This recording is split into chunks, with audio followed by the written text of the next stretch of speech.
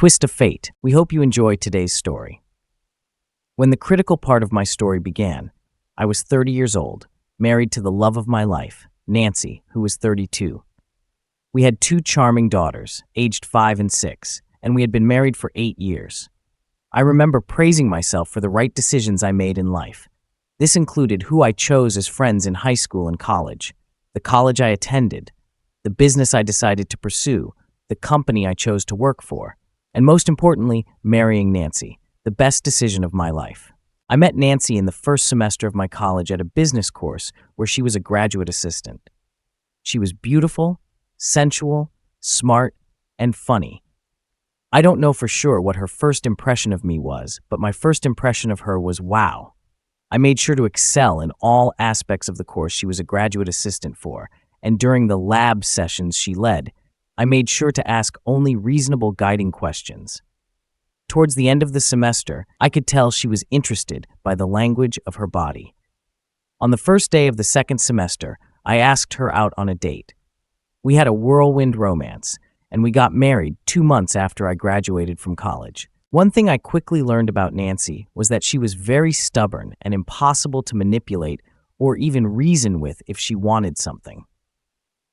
This was not a problem for me, although she admitted it was a serious issue with men she had been involved with before we met. However, what was a problem for me was her obvious need to win at everything. But I loved her so much that I learned to cope with it. After college, I quickly landed a job in the marketing department of a Fortune 500 company, and by the time I turned 29, I was a vice president of a Fortune 1500 company. Despite her intelligence, Nancy's foray into the business world was not met with success. She was an excellent teacher, but something was missing when it came to applying what she knew in the real world. However, I believe it was precisely her straightforward personality that was her main shortcoming. So she returned to academia and at the age of 32 became a professor at a prestigious university approximately 15 kilometers from our home. My married life was remarkable, not only because my wife and I had a job we loved, but also because we had wonderful children with whom it was a joy to interact. We genuinely had loving relationships, and my sexual life was better than I had ever imagined when I was young. With the exception of periods that occurred approximately every 6 months, when Nancy and I mysteriously experienced a surge in libido, leading us to behave like cats in heat for about 10 consecutive days. We regularly enjoyed lovemaking, which included experimenting. Nancy was particularly aroused when pregnant, and she required servicing every day, right up to the day she gave birth to each baby. I was a satisfied, content cowboy. At the outset of writing this story, I considered my second best decision ever in my entire story to be hiring Alicia, my secretary, whom I had worked with for 3 years. It could have been a genuinely bad decision because, frankly, Alicia was not really suited for the job when I hired her. I'm not entirely sure what factors motivated me to hire her, but some were related to her tragic past, incredible femininity, strong desire to succeed, as well as the fact that she had to support a 2-year-old and a 3-year-old child, despite being only 23 when I hired her. Alicia turned out to be so intelligent that if she didn't have the disadvantages I had as a child, she could easily have obtained a doctoral degree in practically any subject she desired. Although her verbal skills were not better than those of her classmates when I hired her, over the course of 18 months, she had no equal among the people I supervised when it came to verbal and interpersonal communication skills. She was also highly organized, worked as diligently as one could expect from a single mother, and became the most reliable person I knew. Just to prove to myself that my perception of her was correct, under the guise of a corporate requirement that all employees must take a certain test, I manipulated her into taking an IQ test. She scored 135, significantly higher than the average college graduate, despite only having completed 10th grade education. My carefree, chubby, figuratively, not literally, as I am 190 centimeters tall with a weight of 88 kilograms, naive existence came to an end 15 days after my 30th birthday. On that Monday morning, I received a call from the school where my 6-year-old daughter was in 1st grade. Because the school was near the university where Nancy worked, she could drop off and pick up the children almost every day. Since Mondays and Wednesdays were her busiest days, I was the primary contact person for the children on those days, so they called me instead of her. If the same thing had happened on a Tuesday, Thursday, or Friday, I might never have found out. My 6-year-old, Elizabeth, simply had some minor stomach issues, but I thought I should take her to the pediatrician's office just in case it was something more serious. I called Nancy to consult with her, but she switched to voicemail. Knowing Nancy's schedule and that she could only have a 10-minute break during the day and where her office was located, I headed to the university as it was on the way to the pediatrician's office, intending to inform Nancy or her secretary. Was Nancy there? That's another story. Imagine my surprise when, approaching the building where her office was located, through the almost concealed side entrance that was never used, I saw Nancy in a passionate embrace with another man. I abruptly stopped the car. I looked long enough to see his hands on her buttocks and one of her palms between them at his groin level. I took one photo of them in each other's arms with a high-resolution digital camera. I took a second photo when they broke apart with big smiles on their very noticeable and recognizable faces, then drove my daughter to the doctor's office.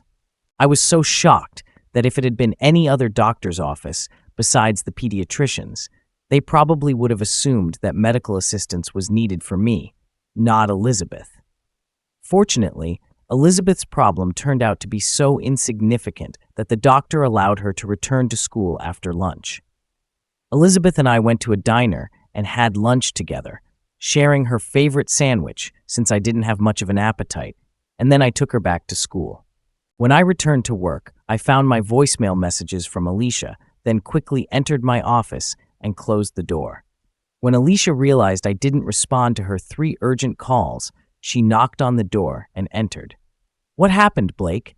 You look as pale as a ghost. Was there something serious with Elizabeth's health?" she asked. No, I blurted out too quickly. "She just had some minor stomach issues, and after lunch I took her back to school." "Then why do you look like a zombie?" Alicia asked. "You could tell me. You know I'll eventually pry it out of you." Perhaps she was right, but then I wasn't in the mood to talk about it. Nothing serious, probably just the same minor stomach issues I had, like Elizabeth. Alicia didn't buy it, but she left my office and I spent the rest of the day behind closed doors. Actually, working is a euphemism because I got damn little done. That evening, I pretended to have stomach trouble like Elizabeth in front of Nancy.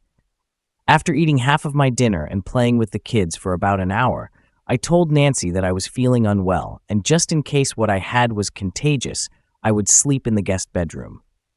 I went to the guest bedroom, but I couldn't just go to sleep. I needed to figure out what to do.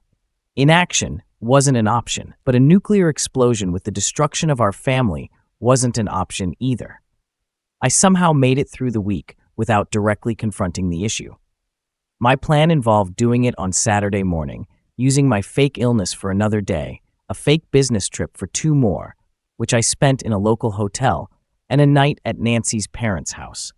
In principle, it worked, though Nancy had a very suspicious look on her face, especially when I didn't go to bed on Friday night for what she clearly hoped would be an intense sex session.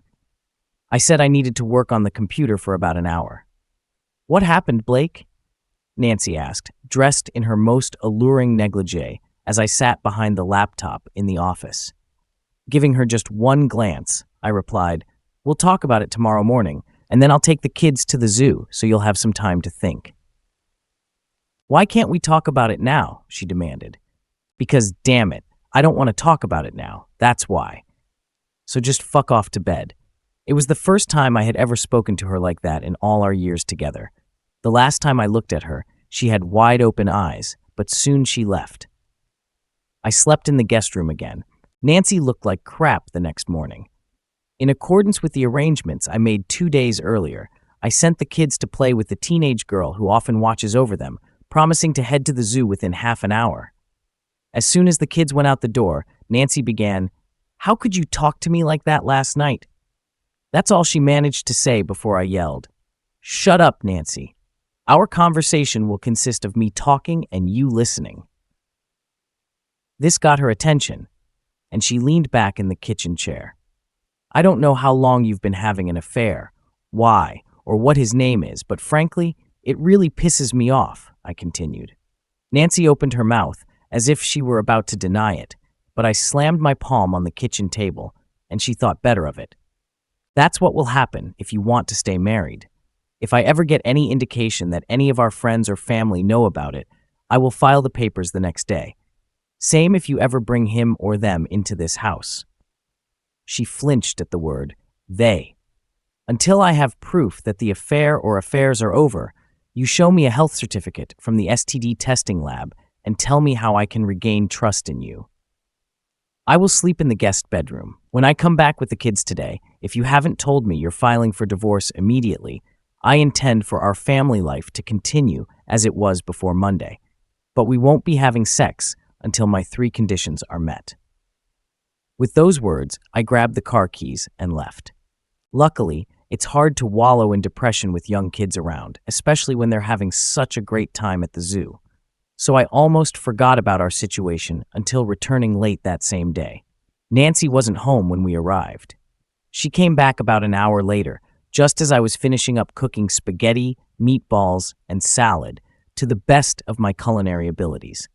She was dressed not in her usual Saturday mom attire, but in a form-fitting dress and heels. After Nancy changed, we had a fairly typical family dinner. After I washed the dishes post-dinner, we played a standard Saturday night family game, watched a children's DVD until one fell asleep and the other could barely keep their eyes open, and each of us prepared a child for bed and tucked them in. Once the kids were safely tucked in, I changed into my biking gear and set off on a 1-hour night bike ride. When I got back home, Nancy was watching a movie in the living room. She paused the movie, came into the kitchen where I was chugging a liter of iced tea and said, "We need to talk some more." "No, we don't," I said nonchalantly. Then I went upstairs, took a shower, and went to bed in the guest room. I made sure to lock the door. I heard a knock on it, but tried to ignore it. When it persisted, I turned on the air purifier to drown out the background noise. We had essentially a typical Sunday. I even held Nancy's hand as we walked to church. That day, we went with the kids to a family barbecue with friends, and if anyone there could tell that Nancy and I had issues, they certainly didn't show it. However, I subtly questioned a number of my friends and family members just to see if there was any chance they knew anything about Nancy's affair. Either my inquiries were too subtle or no one had the slightest clue. Nancy approached me a few times during the barbecue and hugged me. I always responded with a smile on my face. Nancy made another attempt to continue the conversation on Sunday evening, but I responded to it with another night bike ride, and then, after showering, immediately went to bed in the guest room. Many people may wonder why I chose the approach I took with Nancy. There were many reasons for this. 2 main ones were that the thought of not being with my kids every day saddened me greatly, and considering how stubborn Nancy was, she could easily push my buttons. We would have had a confrontation from which neither of us would have recovered, and the marriage would have collapsed. I thought that over time, the marriage could be saved, but only if I took a firm stand while avoiding a nuclear meltdown. I truly believe that over the next 3 weeks, everyone we knew was fooled into thinking that Nancy and I had the same relationship as before that fateful day. Except for Alicia. Alicia had something like a 6th sense, radar, intuition, or something like that, because she wasn't fooled for a single day. One of the procedures I initiated when I became the vice president of marketing was to cut work in half on Fridays every 2 weeks during the summer. It had such a beneficial effect on morale that during those 34.5 hours that people in my department worked over those weeks, I achieved higher productivity than during a regular 40-hour work week. On a Friday, about 3 weeks after the incident, everyone else had left except Alicia when she entered my office around 1:30. "Come clean, Blake. I'm not leaving until you do," she said, plopping down in the chair across from my desk. At first, I tried to feed her excuses, but she wasn't buying any of it. "I know you need to wrap up a contract with Jenkins before you leave here today. This is a very comfortable chair, and I won't leave or let you do any work on the Jenkins contract until you come clean about everything." Her crossed arms and legs and her intense cobra-like stare left no doubt that she intended to do what she said. So, I told her everything. "How long is this going to go on?" she asked. "I have no idea," I honestly replied. "So it's been over 3 weeks without sex for you?" "More or less. I've told you that you pay me enough money, especially with your overly generous Christmas bonuses, that I was able to rent a small house, and now my aunt, the only worthwhile member of my family, is living with me as a live-in nanny?" I was a bit surprised that she brought up such an inappropriate topic. No, I didn't know that, but I'm glad you feel adequately compensated. I've told you it's been 5 months without sex for me, and that the last time wasn't satisfying, right?" she said, spreading her legs and thighs. I mumbled, "That's too much information, Alicia." "Actually, it's not, Blake. Your current situation has given me the opportunity I've been looking for the past 2 years. A chance to change our relationship. You won't be in town next Tuesday evening next week, and you'll take me with you. If you don't do that, you can start looking for a new secretary from Wednesday onwards, after which I'll notify you in 2 weeks." After that stunning statement, she got up, walked around the desk, and planted on me the most passionate kiss that I had ever received in my life. Then she turned and headed for the door. Just before stepping out the door, she said, "I know all about the company's policies regarding affairs and sexual harassment. I also know how to handle them." I sat at my desk, stunned for the better part of an hour. By the time I had thought it all through, I realized that one of the reasons I might have hired Alicia was that I sensed in her a hidden sexuality that contributed to her incredible femininity. Though Alicia wasn't as beautiful or sensual as Nancy, I had to admit she had a factor that couldn't be properly analyzed, but could provoke a strong sexual reaction. I needed to think things over carefully. By Monday, I had several questions and a few decisions based on how those questions would be answered. First thing, I called Alicia into my office, closed and locked the door. "Were you serious on Friday?" "Never more serious in my life. You know, I have 2 young children. I probably won't divorce. What if I reconcile with Nancy and I won't have sex with anyone else but her? I know that. I'm not asking you to fall in love with me. I'm asking you to use me for your sexual satisfaction until your situation changes the way you want it to. How do we get around the policy on affairs and sexual harassment?" I talked to my friend, an employment lawyer, who assures me that everything will be fine if we both sign waivers and commit to confidentiality. If the company tries to enforce the policy against us, we can win in court. Moreover, we both know enough about each other's characters to understand that we can be completely discreet and can trust each other when it comes to honest actions towards each other. If the worst happens, with your brilliant recommendation, I'll find a job somewhere else. I looked at Alicia for a long time, without blinking. She looked back at me. I slowly approached her, grabbed her, and kissed her as passionately as she kissed me on Friday, caressing her buttocks with one hand and her breast with the other. When we broke the embrace, I said, "Get the waiver from your lawyer friend and arrange a joint trip for us on Tuesday. Book 2 rooms in the hotel on different floors, but you won't be using yours." Alicia had a wide smile on her face. She turned and walked out the door, giving herself a pat on the backside before leaving my office. For the rest of the day, no one could feel that anything had changed in our relationship. On Tuesday, Alicia and I behaved very professionally in the limousine to the airport, on the plane to our destination, and in the taxi from the airport to the hotel. After we got our separate keys at the hotel check-in counter, Alicia slipped a $5 bill to the bellhop and asked him to take her suitcases to her room, and we would divide them later. Then she grabbed my hand and led me to the elevator. As we rode up in the elevator, the look she gave me must have been the most passionate gaze in human history. I really don't know how she did it, but within 2 minutes of entering my room, she stripped off all her clothes, all the while kissing or rubbing against me with her hands. While I played with her surprisingly large, considering the conservative clothing she always wore to work, breasts, she pulled down my pants and boxers. "No foreplay this time. I've been waiting for this for 2 years and can't wait any longer," she said. With those words, she jumped into my arms, and I stumbled slightly, pressing my back against the wall.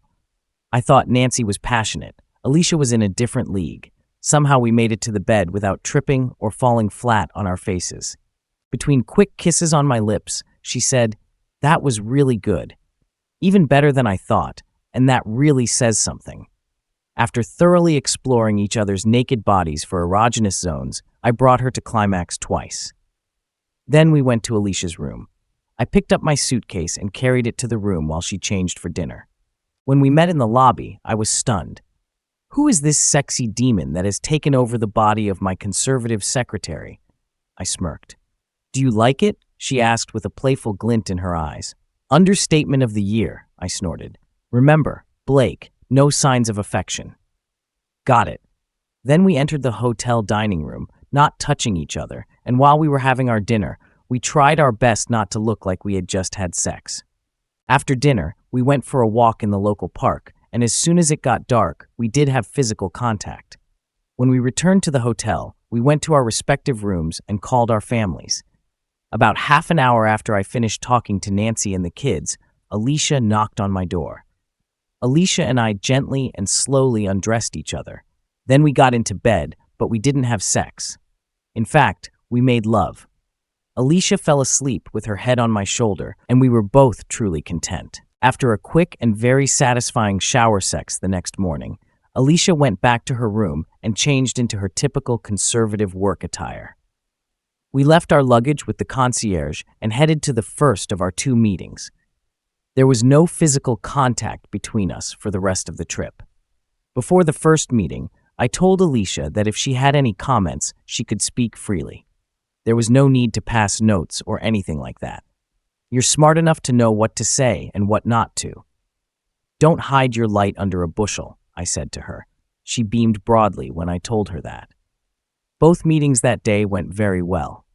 Alicia was charming and intelligent, and although she played a supporting role, many of her comments were quite substantive. Both the potential business partners and suppliers we met with were very impressed with our presentations, including Alicia's. On the flight back, I voiced what I had been thinking for the past 6 months. You know, Alicia, if you went through management training, you'd make an excellent assistant marketing director and ultimately a marketing director. Are you serious? She asked. Very serious. Of course, I would need a suitable replacement for a secretary before I would recommend you for management training. Are you sure you're not just trying to tell me that this is a good way to avoid having sex with me in the future? She whispered. What in the last 24 hours could make you believe that I didn't want to continue having sex with you? I whispered back. The widest smile I had ever seen in my life appeared on her face. Can we talk about this tomorrow? You have nothing planned from 3 to 5 in the afternoon. Tomorrow from 3 to 5 in the afternoon, we will be open and discuss both management training and our future intimate relationship. The next day, Alicia and I had the strangest meeting I had ever had with anyone in my life. We meticulously planned every detail of who she could hire to replace her as my secretary when she starts management training in the company. How we will continue to meet, to continue enjoying the phenomenal sex we had during our business trip, and what Alicia needs to do to position herself for success, both in the business world and in our personal relationship. After that, everything happened quickly. I bought Alicia's aunt a used car so she could work as a teacher's assistant at the school where Alicia's children attended and could transport them when necessary. Alicia had a friend who worked in another department of our company who was unhappy with her job but genuinely wanted to take over the position Alicia held. She was over 50, and although she stuck to her views, she was very competent. I had no illusions that she would be nearly as good at her job as Alicia, but I was comfortable enough to hire her. After a 2-week transition period, during which Alicia worked with my new secretary to get her up to speed, Alicia began management training. Even before she started management training, Alicia and I separately visited her home 4 or 5 days a week around lunchtime, and one fine day, we would engage in racing like animals, and the next day, we would make love. Once she started management training, her classes didn't start until 10 in the morning, and her children and aunt weren't home until 8, so we had a good hour and a half every weekday to make sure our sexual needs were taken care of. Alicia was a compassionate, energetic, captivating, and most importantly, passionate lover. Additionally, we managed to go on overnight trips a couple of times. Only after an exceptionally delightful lovemaking marathon, when Alicia laid her head on my shoulder to fall asleep, did I consciously think hiring Alicia was the best decision of my life. Better than marrying Nancy. Good or bad, Alicia put me in such a good mood that the fact that Nancy still showed no signs of meeting the 3 requirements I set for restoring real, sexual, marital relations worried me less and less. It was an understatement of the year, mysterious to Nancy. There were signs that Nancy, and she certainly tried, did her affair, and she certainly tried various ways to lure me back, although, due to her inherent stubbornness and the need to win every argument, she did not agree with what I told her was necessary. One evening, after we returned home from a party where she drank more than usual, and the children stayed overnight at her parents' house, she made every effort to seduce me. When I stepped into the shower, she joined me. I didn't kick her out, make any unpleasant remarks, or anything like that. She whimpered, "Blake, I really need you." Then do the 3 things that, as I said, were necessary, Nancy. It's either divorce, still the only 2 options, I replied.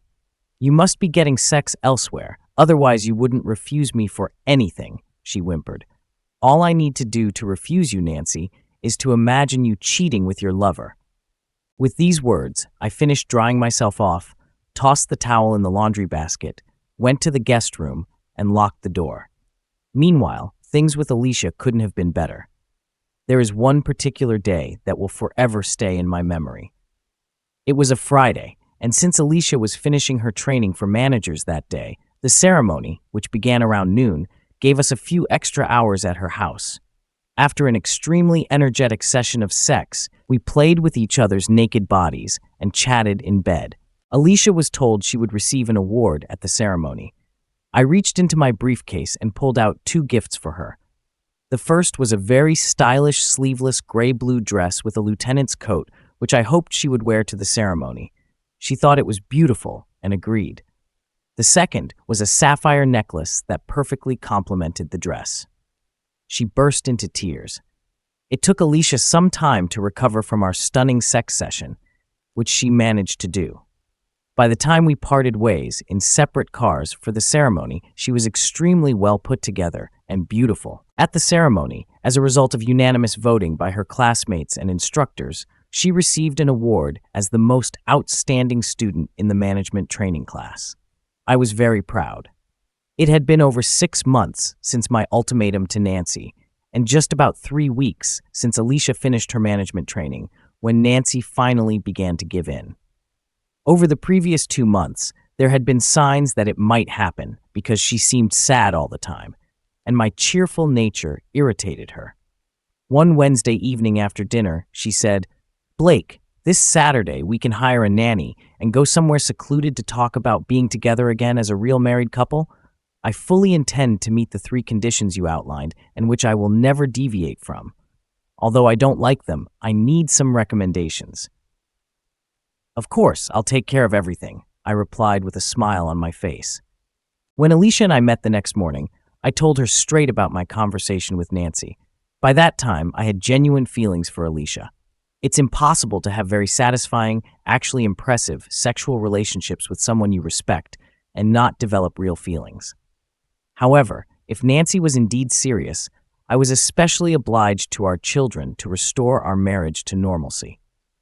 Alicia cried a little. I wiped away her tears. "I knew this day would come, Blake, and it's going to be very hard for me, but I understood the situation I was getting into, and I cherished the last few months spent with you so much that I could enjoy them for the rest of my life. But let's not waste the time we have left until your situation is completely resolved." That Saturday, Nancy and I went to a strange place, considering the type of conversation we were about to have, a minor league baseball game.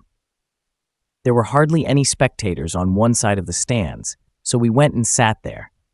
In fact, it was probably the most secluded place possible, and the atmosphere around us was more likely to reduce rather than increase stress. If things went wrong, chances are nobody would find out, whereas if we were in a fancy restaurant, there could have been a scene. First of all, Blake, I want you to know that I never stopped loving you. However, after my second pregnancy with Joyce, you remember how excited I was during it? She said with thought. Sometimes I had these flashes where I either couldn't control myself or could barely control myself, and I would spontaneously orgasm, or I had to relieve myself instantly with my fingers. It was during one of these moments, in my office, that I was found by one of my married colleagues, William. I have very vague memories of the surrounding circumstances of what happened, but the gist of it is that we had extremely passionate, animalistic sex. After that, whenever I had these flashes and he was around, we would have intercourse. Nancy looked down at her hands and quietly sobbed for a few minutes. She composed herself. "Is this enough?" she asked expectantly. I've been pondering over this third point long and hard for the past 6 months, especially in the last few days when it seemed like Nancy was finally ready to capitulate. This is a very good start, Nancy. Perhaps it would have been enough if you had given me this a couple of weeks after we talked. However, since it took you 6 months to reach this stage, upon careful consideration, I have concluded that I require something more. I want you to sign a postnuptial agreement stating that if you engage in another affair while we are married, I will have sole custody of our daughters, although you will have liberal visitation rights, and that I will receive the house and 60% of our marital assets. Of course, I didn't tell her, and I had no way of knowing whether she was aware of this or not, that regardless of what we discussed about custody in the postnuptial agreement, a family court judge could override it in the best interests of the children. However, it would certainly give me an advantage in any proceedings before the family court judge if they were needed. Nancy promised to see a lawyer next week to prepare and sign the necessary documents. After that, we kissed and held hands. Once the game ended, we went to play mini golf, had dinner at a casual restaurant, and then went home and watched a DVD.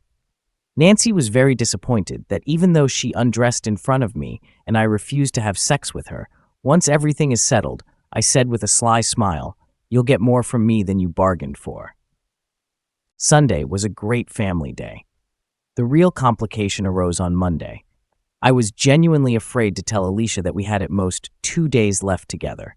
I found her in tears when she opened the door that morning. "What's wrong, babe?" I asked, pulling her into my arms. She said something, but it was so distorted that I really didn't understand the gist of the joke. Something about it not being her fault, that she would do what I wanted, and similar nonsense. After sitting with her for a good 15 minutes, holding her hands and wiping away tears, I finally managed to understand her story. Interrupted by rare sighs and tears, it sounded something like this. My obstetrician gynecologist made a mistake indicating the date of my next contraceptive injection. I didn't notice it myself. When I came on Saturday, the doctor noticed it before giving me the shot. She asked if I had been sexually active in the last 2 months. At that moment, despite her grim demeanor, Alicia smirked. I didn't tell her that during that time, I had fantastic animalistic sex at least 60 times. Then Alicia continued her story grimly. I just said yes to her. She had such a strange expression on her face and gave me a complicated pregnancy test. After reviewing the results, she said I was in the 3rd week of pregnancy. That instantly stuck with me. It was the date of the end of her leadership training when I released the biggest load of my life into her and the deepest I'd ever had. I swallowed, twice. Alicia looked me straight in the eyes. "If you want me to have an abortion, Blake, I'll do it." She squeezed out. I thought for a few minutes before speaking. I was sure this wasn't what she had planned. I was also sure that the idea of having a child with Alicia was a bad idea in some sense, but was either not that bad or actually good in other respects. I gently kissed her lips. "It's your body and your choice, Alicia. However, I would prefer for you to keep the baby. It should remain our secret, and I wouldn't be listed on the birth certificate, but I would contribute to his or her upbringing financially and with my time. I would find a way to make it work so Nancy wouldn't find out." Alicia collapsed into my arms, sobbing. "Thank you, thank you, thank you." It seemed to repeat 100 times. I stroked her head.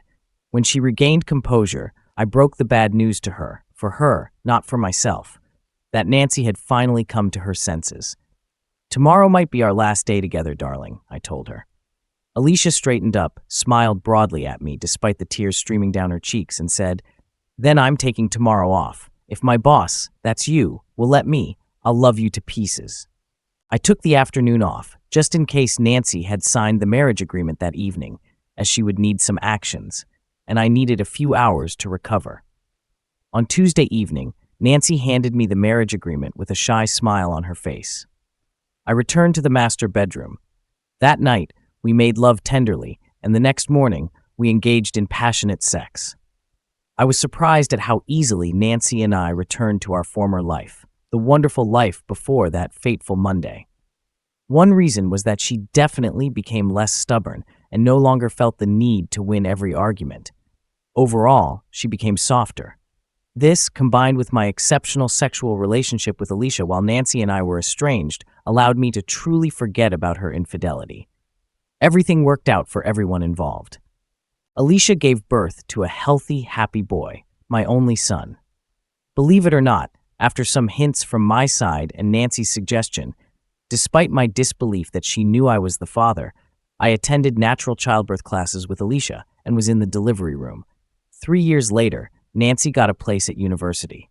Alicia was undoubtedly the best marketing assistant and then marketing director I ever had. When the company we worked for was sold and I received windfall profits from my stock options, I retired without any financial worries at a ripe old age. I recommended Alicia for the position of vice president of marketing. The transitional team was smart enough to accept my recommendation. As I write this, I am a stay-at-home dad. Alicia and her 3 kids live a block away, and I look after her children and mine when they are not in school, while I pursue what I always dreamed of, writing the great American novel. All the adults are very happy, and all the children are well-adjusted. You may ask if I ever had sex with Alicia again? You can ask, but I won't answer. Thank you for being with us and listening until the end. If you found it interesting, please subscribe, give us a like, and leave your comments. And we'll see you next time for another gripping tale.